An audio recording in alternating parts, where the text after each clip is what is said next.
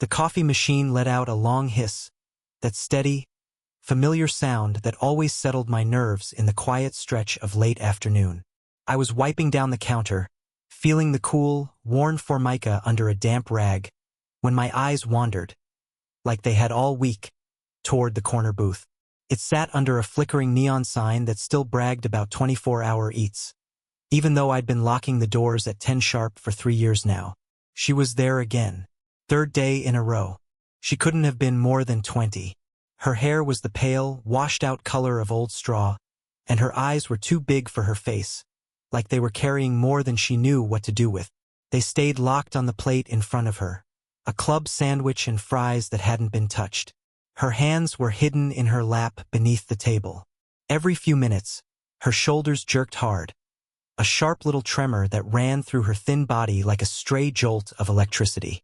She reminded me of a bird with a busted wing, wanting to take off, but held down by something you couldn't see. The bell over the door rang out, sharp and metallic, slicing through the calm. My jaw tightened before my brain even caught up. I didn't have to look to know who'd just walked in. The sound of heavy leather boots on linoleum was unmistakable. A big shadow spilled across the counter, carrying the smells of road dust, gasoline, and old leather. The usual, Leo? A voice rumbled, deep and gravelly, like rocks grinding together. I turned and put on my neutral face. Grizz, I said evenly. Coffee's fresh. He grunted and hauled his massive body onto his regular stool at the end of the counter. Grizz was the president of the Serpent's Kiss Motorcycle Club. His face looked like a road map carved by hard miles and harder fights. A thick, graying beard covered the lower half of it, and his arms, roped with muscle and faded ink, looked strong enough to rip the counter clean out of the floor. He was my most dependable customer. Also the one who made everyone else just a little uneasy. Grizz never caused trouble. Still, there was something about him, this quiet, coiled intensity, that kept people giving him space without being told. I poured black coffee into a heavy ceramic mug and set it in front of him. He wrapped a scarred hand around it, knuckles whitening against the porcelain. His small, dark eyes scanned the diner. They moved past 2 truckers arguing about routes near the window, slid over the empty stools, and then stopped. They stopped on her.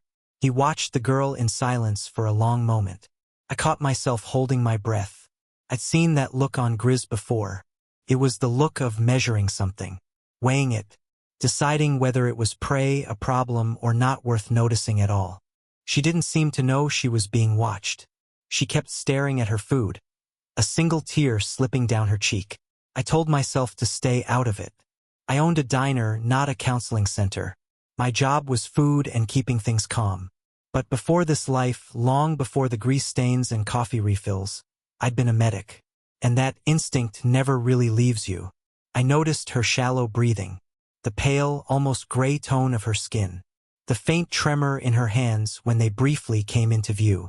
This wasn't just sadness. This was real distress. I grabbed a glass of water and walked over, my sneakers quiet against the floor. I set the glass down carefully. Everything okay with the food? I asked, keeping my voice low. She startled like I'd yelled. Her whole body jumped, and her wide eyes snapped up to meet mine. They were a striking blue, but filled with a level of fear that made my stomach knot. It's fine, she whispered. Her voice was rough, like she hadn't used it much lately. You haven't touched it, I said gently, nodding at the plate. If you don't like it, I can bring you something else. On the house. She shook her head fast, almost panicked, and dropped her gaze back to the sandwich. She stared at it like it was an impossible climb. I watched her try to lift her hand toward a fry. Her arm only twitched, useless, heartbreaking. Her face folded in on itself, shame and despair written all over it. I can't, she finally forced out. The words sounded like they hurt coming up. She looked at me again, eyes shining with tears she hadn't let fall yet.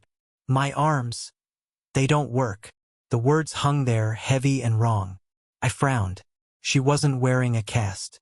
There were no signs of a fresh injury. None of it added up. Before I could ask what she meant, the light changed. A shadow fell across the table.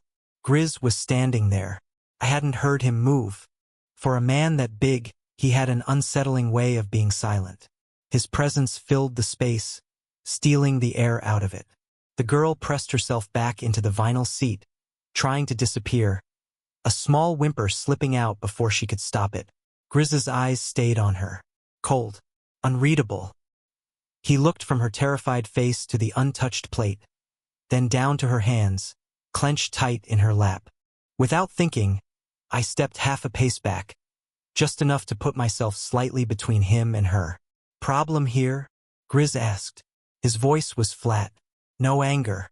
Somehow worse than yelling. I didn't move. Just checking on a customer, I said. My voice stayed steady, even though my gut was tied in knots. His gaze shifted to me, held. Felt like a challenge without words. I didn't look away. I knew right then a line was being drawn. If I backed off now, I'd be leaving this girl alone with whatever nightmare she was stuck in. And I couldn't do that. The part of me that once knelt in dirt, holding a dying soldier's hand, wouldn't allow it. I turned back to her, breaking eye contact with Grizz on purpose. What's your name? I asked softly. She swallowed. Era, she whispered. Okay, Era, I said, keeping my voice calm. I'm Leo. You're safe here. A dry, humorless chuckle came from above us. Safe? Grizz repeated, thick with doubt. He took a step closer. Era flinched so hard it looked painful. Her body snapped backward and her head struck the vinyl back of the booth. And that was the moment everything shifted. Grizz froze. The hard, calculating look in his eyes faded. Just slightly, almost too subtle to notice if you weren't watching closely. What he saw wasn't defiance or attitude. It was pure, learned fear, the kind that's been trained into someone over time. He noticed how she wrapped her arms around herself, a useless little shield against something that wasn't even there anymore. He saw what I'd been seeing all along. Not a problem customer, a wounded animal. Grizz let out a slow, steady breath, like he was letting go of something heavy inside his chest. Then, without saying a word, he slid into the booth across from her. The springs groaned under his weight, and the table shifted slightly. Era looked impossibly small, like a mouse locked in a cage with a bear. She was shaking now uncontrollably. Her eyes were squeezed shut, her face twisted like she was bracing for pain that never came. Instead, there was a soft clink. Metal against ceramic. I stood there, stunned, watching as Grizz picked up the fork from her plate. That massive, tattooed hand, the same one I'd seen crack knuckles and dent steel, moved with surprising care. He used the side of the fork to cut off a small, reasonable bite of the sandwich. Clean, precise. Then he speared it and held it out to her. He didn't say a thing. No orders. No pressure. He just waited. His arm stayed extended across the table, the bite of food offered like something sacred. Era's eyes fluttered open. She saw the fork, the food. Slowly, her gaze traveled up his thick, inked arm to his unreadable face. She stared at him, breath caught halfway in. Fear fought with confusion, then with hunger. A deep, aching hunger she'd clearly been denying herself. The world seemed to narrow right then. The hiss of the coffee machine faded. The trucker's argument turned into background noise. Everything came down to that booth. The terrifying giant, the fragile girl, and a single bite of food held patiently in the air. My heart was pounding. This was the edge of the cliff, the moment where it could all fall apart, or where something unexpected and beautiful could start. After what felt like forever, she leaned forward. Her movements were stiff, awkward, like her body didn't quite trust itself yet. She opened her mouth. Her lips brushed the cold metal of the fork, and she took the bite. She chewed slowly at first, almost mechanically, then she swallowed. A tear slipped down her cheek. Then another. Then another. Soon, silent tears were streaming freely, but she didn't make a sound. She just kept looking at the man sitting across from her. This impossible savior wrapped in leather and denim. Grizz didn't react. He simply pulled the fork back, cut another piece, and offered it again. Kindness has a strange way of showing up, doesn't it? Sometimes the people who look the scariest are the ones with the deepest well of compassion. If you've ever seen an act of kindness that completely changed how you saw someone, you know exactly what I mean. The next day, there was no discussion. Era came in at the same time and took the same corner booth. A few minutes later, the doorbell rang, and Grizz's boots crossed the floor. He didn't go to his stool. He went straight to her booth, slid in across from her, and waited. I brought her usual, the club sandwich, and a black coffee for Grizz. I set them down. He gave me a single nod. Then he picked up the fork, and he fed her, one patient bite at a time. That became their routine. A quiet, wordless ritual in the corner of a tired roadside diner. Something private, something sacred. Over the next few weeks, I learned more by watching than by asking. Era barely spoke, and when she did, her words came out in soft whispers. I noticed how her eyes jumped to the door every time the bell rang, panic flashing there until she realized it wasn't the person she feared. Some days, the tremors in her hands were worse. Other days, slightly better. I began to understand that her inability to use her arms wasn't physical. It was emotional. When she felt calm, she could sometimes lift a glass of water, though her hands shook. When fear crept in, her body locked up completely. It felt like a prison built out of terror. A psychosomatic cage someone else had constructed around her. The other customers didn't know what to make of it. Truckers and locals stared at the strange scene, the massive biker patiently feeding a haunted-looking girl. People whispered, but no one said a word to Grizz. Then something else changed. One by one, other members of the Serpent's Kiss started showing up. First came Preacher, a wiry man with a long braided beard, who took a seat at the counter and ordered apple pie, quietly keeping an eye on the booth. Then came Tiny, who wasn't tiny at all, and Roxy, a woman with fiery red hair and a serpent tattoo curling up her neck. They never crowded Era. They never interrupted the ritual. They just filled the space around it. Leather vests at nearby booths, stools claimed at the counter, low voices, coffee cups. Their presence formed an unspoken wall. This girl is ours. She is protected. What had once been a quiet, half-empty diner filled up every afternoon with the low rumble of biker voices. Business picked up, sure. But more than that, the place felt different. Safer. The same bikers the town had always feared had turned my diner into a sanctuary. One afternoon, while I was refilling sugar dispensers, Roxy stepped up to the counter. "Heard you used to be a medic," she said, her voice gentle. I looked up, surprised. "Long time ago," I said. "Army," I said, giving a small nod. 10th Mountain Division. Roxy nodded back at me, and something passed between us. Recognition, respect. Grizz was Force Recon, Marines. And suddenly, everything clicked. The stillness, the controlled movements, the way Grizz could read a room in a heartbeat. That wasn't just the presence of a motorcycle club president. That was elite military training buried deep but very much alive. Roxy leaned her elbows lightly on the counter. "The girl's in bad shape," she said quietly. "Grizz sees it. That look. We've seen it before. In people who've been through hell." I surprised myself by opening up more than I had in years. "It's not just her body," I said. "It's in her head. Someone did this to her." "We know," Roxy replied, her jaw tightening. "And we're waiting." That word sent a chill through me. Waiting for who? I got my answer 2 weeks later. It was a Tuesday. Slow. Quiet. Era was in her booth, and Grizz sat across from her. Preacher and Tiny were at the counter. The lunch rush had long passed, and the diner had settled into its usual afternoon calm. Era had smiled that day. Just a little. Just for a moment. But it mattered.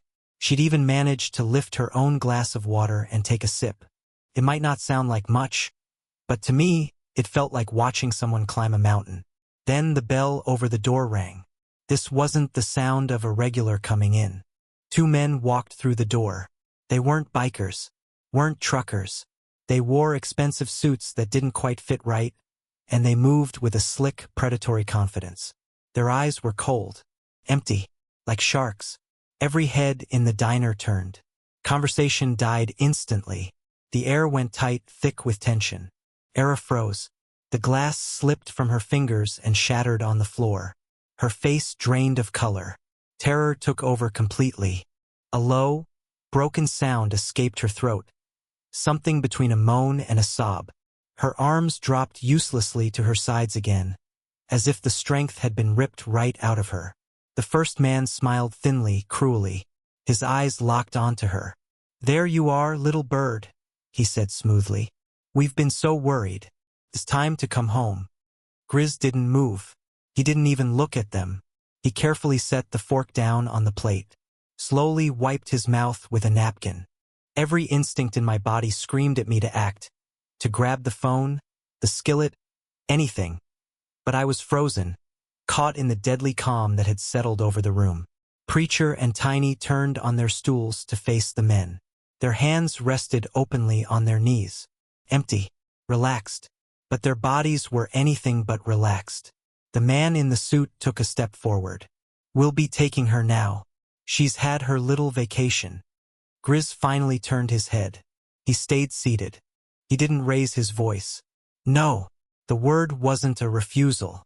It was a fact. The man's smile twitched. He glanced at his partner, who shifted his stance, his hand drifting toward the inside of his jacket.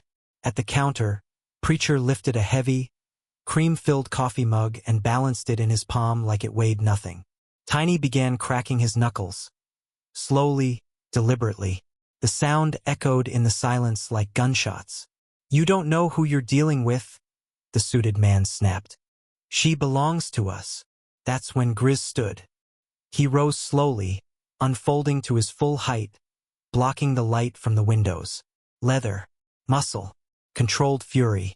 He stepped out of the booth and placed himself squarely in front of Era, shielding her completely. "She belongs to no one," he said, his voice low and dangerous. "She's a guest in this diner. She's under my protection." He took another step closer.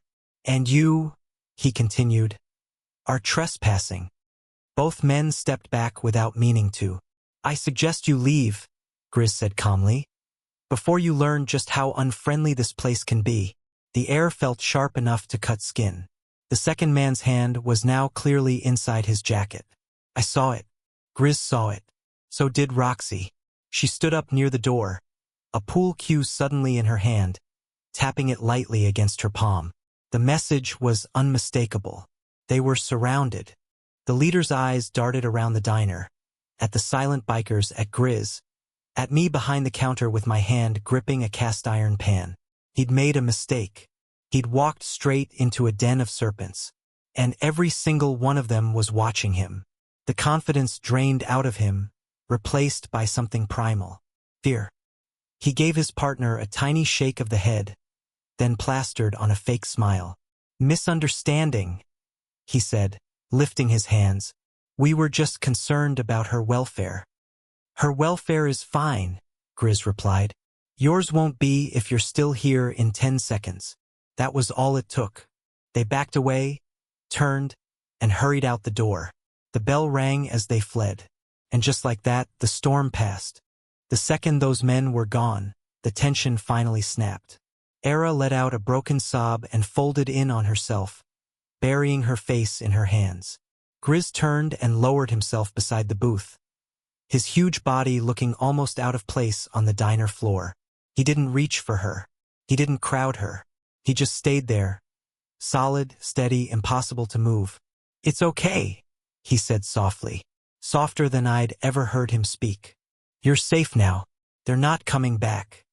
That day the battle ended. But the healing, that was only beginning. What happened that afternoon changed everything. It bound my diner, the bikers, and the shattered girl in the corner booth together for good. The serpent's kiss didn't just protect her anymore. They gave her family. Roxy took Era under her wing right away. I offered her the small apartment above the diner, rent-free, and Roxy helped make it feel secure, like a place that couldn't be taken from her. Preacher, who turned out to be one of the best listeners I've ever known, would sit with her for hours. He never pushed, never pried, He just made space and let her decide when to speak. And Grizz, Arthur, as we all started calling him, became the steady father figure she'd never had. The truth came out slowly, in pieces. Era had been trapped in a cult-like group that hunted vulnerable runaways. The man in the suit was their leader. He used isolation, psychological manipulation, and drugs to break people down, to make them obedient, dependent, helpless. The paralysis in her arms wasn't physical damage. It was trauma made real. A prison built in her mind by someone else. Recovery wasn't quick. And it wasn't easy. There were therapy sessions paid for by the club. There were nights filled with nightmares.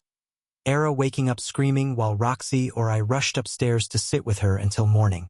There were days she couldn't even get out of bed, crushed by memories that felt heavier than her own body.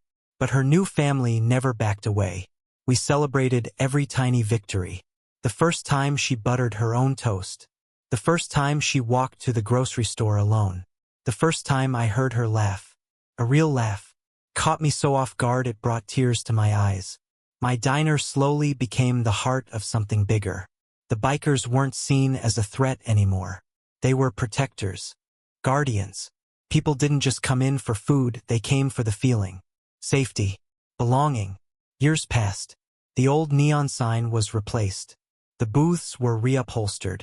But that corner booth? It was never touched.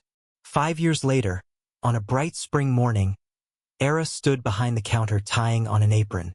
Her movements were smooth and confident now. She laughed easily with customers, her blue eyes clear and alive. She was in college, studying to become a trauma counselor, working shifts at the diner to help pay her tuition. Arthur sat at the counter, his beard more white than gray these days, watching her with a rare, gentle smile. He drank his coffee from a mug that read World's Best Dad. A joke gift from Era that he used every single day. I stood at the grill flipping pancakes, soaking in the familiar rhythm that always settled my soul. I looked around at my busy diner, filled with bikers, locals, and travelers, all mixed together like they'd always belonged. I looked at Era, full of life and purpose. I looked at Arthur, the gruff, intimidating biker who taught everyone what real strength looks like. And I thought about how it all started. A girl who couldn't eat. A choice not to look away. One small act of kindness that set off a chain reaction, tearing down a prison of fear and building something better in its place. That night, after closing, the core of us sat around a table, me, Era, Arthur, Roxy, Preacher, and Tiny. We raised our glasses of iced tea. To family, Arthur said, his voice thick. To family, we all echoed. Era caught my eye and smiled. And in that look, I saw everything we'd built. It wasn't just a diner. It was a home. Heroes don't always wear capes. Sometimes they wear leather vests.